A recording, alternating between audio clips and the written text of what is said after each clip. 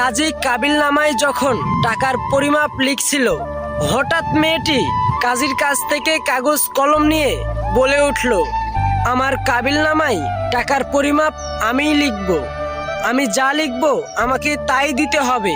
গরিব ছেলেটা মেয়েটিকে প্রচুর ভালোবাসতো, তাই মেয়েটি যেটা বলল সেটাই মেনে নিল। আর দরদ ভরা কণ্ঠে বলে উঠল, এমন কিছু লিখো না যা দেওয়ার স্বার্থ আমার নেই। আমি গরিব হতে পারি, কিন্তু তোমাকে কখনোই ছেড়ে যাব না। মেয়েটা ছেলেটিকে চোখ রাঙিয়ে টাকার জায়গায় টুকটুক করে লিখে দিল ছেলেটির নাম, আর সবার সামনে চিৎকার করে বলতে লাগলো, যদি আমায় কোনোদিন ছেড়ে যায় তাহলে দেনমোহর হিসেবে আমি ওকে নিয়ে যাব। আজ কান খুলে শুনে রাখুন সবাই, প্রতিটি স্বামী স্ত্রীর সম্পর্ক বেঁচে থাকে বিশ্বাস আর ভালোবাসায়। আর আজকের সমাজে তো দেনমোহরকেই বেশি প্রাধান্য দেওয়া হয়। টাকাওয়ালা ছেলে দেখেই মেয়েকে বিয়ে দেওয়া হয়।